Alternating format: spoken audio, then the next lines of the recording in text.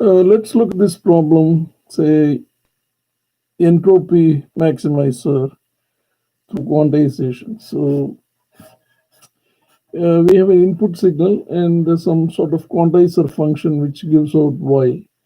So input signal is continuous and the output is discrete values. And so the PDF of y, the probability density function, y takes values y1, y2, etc. Y equal to yk is so y is a discrete random variable, whereas x, let's say, is a continuous density function with a continuous density function. So a signal. So here the problem is to find out the quantizer law. So the quantizer is something of like this.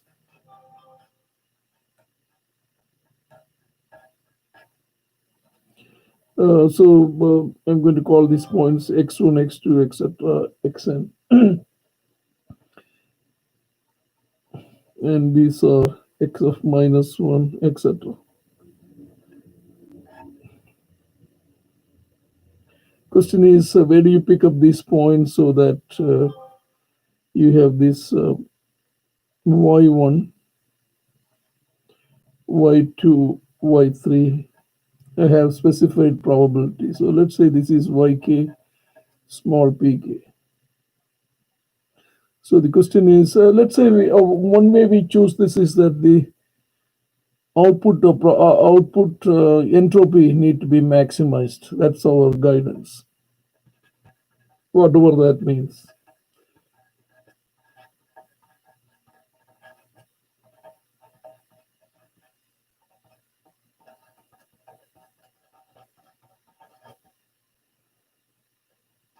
So of course we need to know what's entropy. So entropy is like mean and variance, just a measure on the density function, another measure. So this is what it is. So it's the expected value of, if you think of this as a function of x, after all, this is a function of x, logarithm of the natural logarithm of the density function, which is of course non-negative. So if you write this off, this is log of fxx multiplied by the density function of x dx.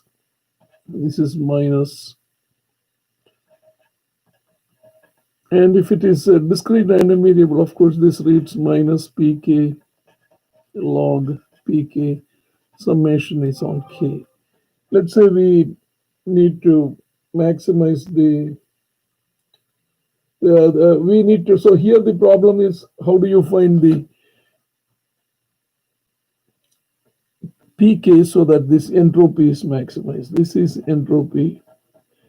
I am not going into details of why this particular measure. So entropy is a measure of uncertainty.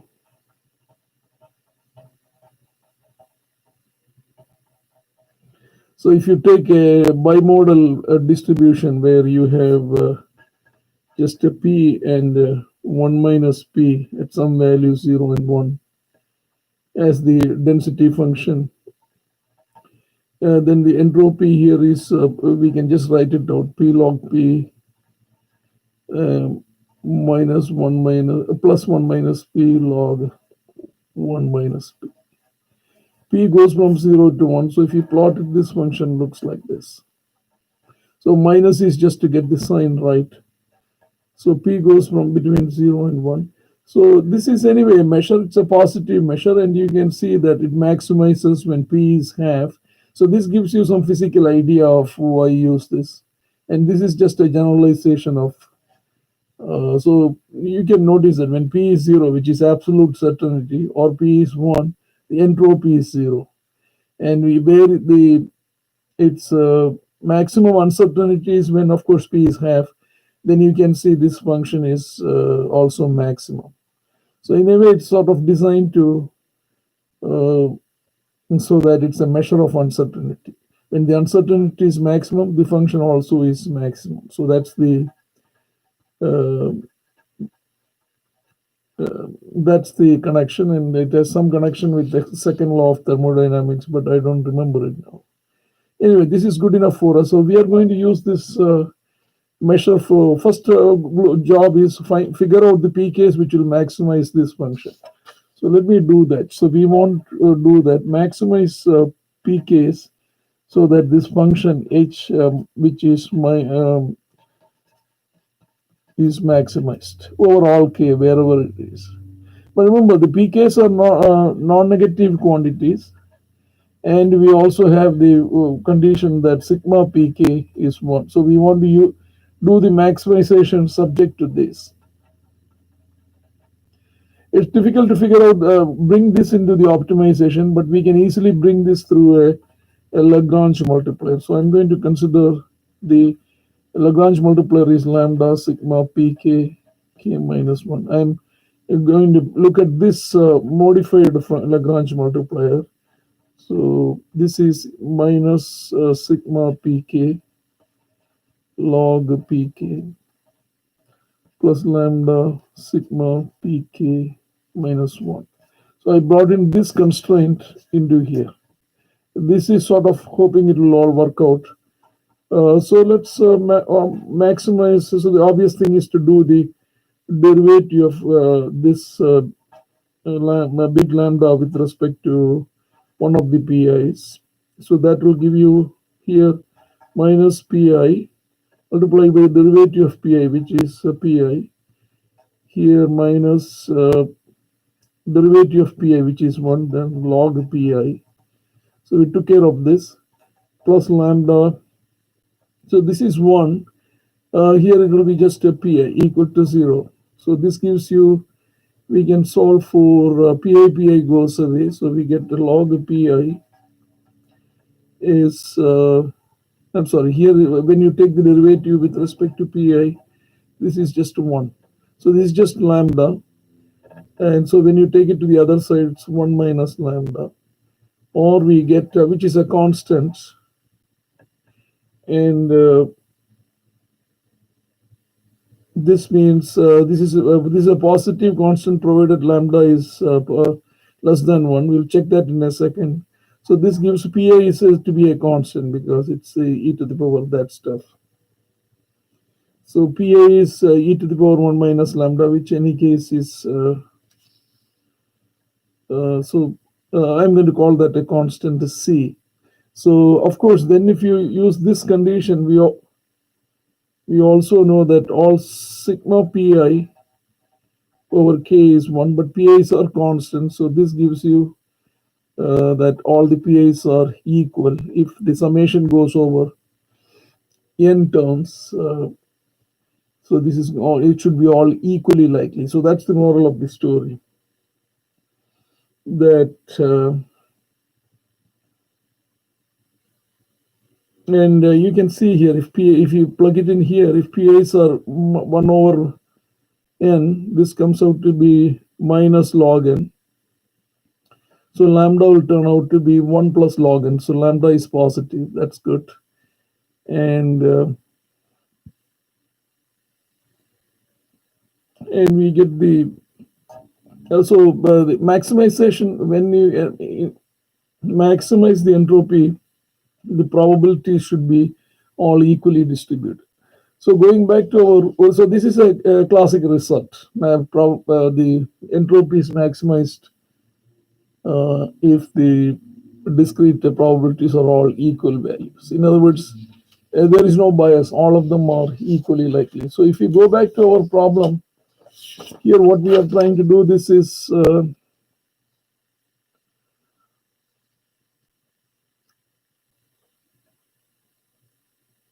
let's say we want to pick up the quantizer in such a way that the quantized output all have equal probability, so that the corresponding entropy is maximized. So let me do that for a 4-step quantizer.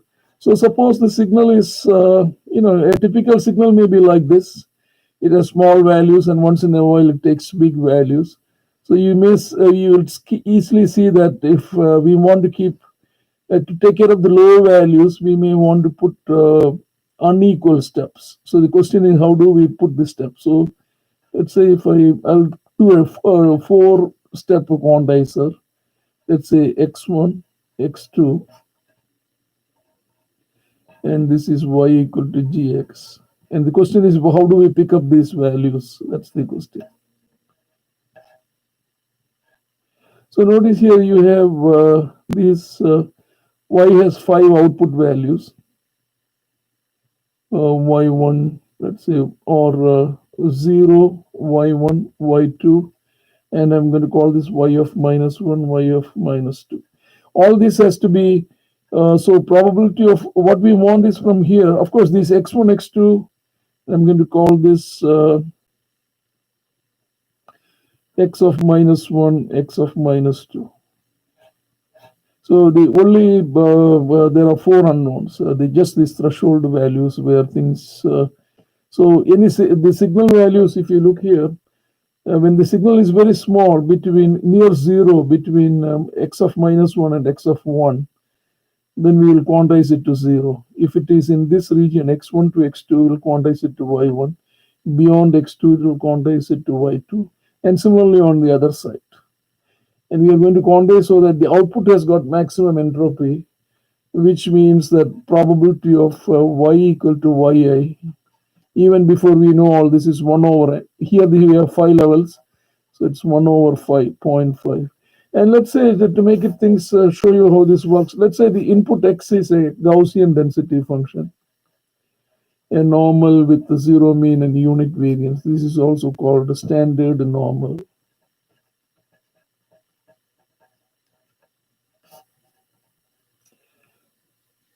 And so we project these values. This is what we are looking for: x1, x2,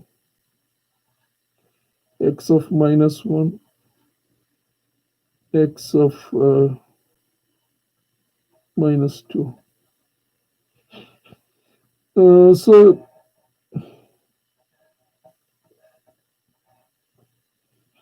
notice that probability of y equal to x of minus 2 is the same as, we can come from either way, but let me write down, this is the same as x will be, or I'm sorry, y equal to y of minus 2. Y will take this value whenever x is here, when x is less than or equal to x of minus 2. Remember, this is the unknown, but this is the distribution function of x evaluated at x of minus 2. But the distribution function is, and this we know, equal to 0.2, because that's what, we want this probability to be equal to 0.2 in our case. And similarly, probability of y equal to y of minus 1 is when y will take this value, y of minus 1, whenever x is between greater than x of minus 2 and less than x of minus 1. So that is fx of x minus 1 minus fx of x minus 2. That's the same as, that's also 0.2, but this is 0.2. So from here we get the identity that fx of x minus 1 should be 0.4. All right, so how do we do this? So you can say that you can just integrate this Gaussian from minus infinity up to and figure out the point where the area is minus 2, but you don't have to integrate anything because this is such an important function, it's already been computed. But what is computed is this area. What is generally computed is if you start from 0, this area is computed. 0 to somewhere. So the integral from 0 to x, 1 over square root of 2 pi e raised to minus, let's say x naught, x squared by 2 dx. This is computed, and this is called an error function of x0. So this value you can easily check out from a standard Gaussian table. So I'm just going to use that. So if you notice here, from the symmetry, you can see that this area, the area from my x of minus 1 to x1 should be also 0.2. but this area is twice the area from 0 to x1. So for example, let me go to the next one. So that says probability of y equal to y0, which is 0, is whenever x is between x of -1 and x of 1. So this is fx of x1 minus fx of x of -1. But from the graph, you can see that this area, so what is evaluated is this area. So this is what is, if this point is x0 or x1, this area is called error function. Remember, this is going from 0 to infinity. The distribution function goes from -infinity to x1. Yes, but this is from 0 to, this is error function of x1. So, but we can see that this is, if you look at the graph, this area, what we want is this area. So this is area from x of -1 to x1, but that is the twice the area from 0 to x1. So you can write this as twice of the error function at x1, and this should be 0.2. So we get error function of x1 is 0.1, and if you look at the table, error function of x1 will be 0.1 when x is approximately about x1 is approximately 0.27 or something. So we get x1, and the next one is so by symmetry, x of -1 is minus of that. So let's find out x2. So when looking at this graph, y will take the value y1 when x is between x1 and x2. So probability of y equal to y1 is probability that x is between x1 and x2. So this is fx of x2 minus fx of x1. But looking at another way, if you look at the graph, you want this area from x1 to x2. Both are on the positive side. So we could, x2 is here. So we could say this is the, it is true, this is the area from -infinity to here, -infinity to x1. That's the same as saying 0 to x2 minus 0 to x1. So we can also write this as error function x2 minus error function x1 equal to 0.2. But this is already given to be 0.2. So we want to find out x2 such that error function of x2 is 0.4. And if you look at the table, that reads, so 0.4 actually is about 1.3 or 1.28. 289 or something. So approximately around here. So we have everything now. We have x1, we have x2. X of -1 is minus x1, and x of -2 in this case is minus x2 by symmetry. So we found all these these quantizers are such that the 5 segments have equal probability equal to 0.2. Next.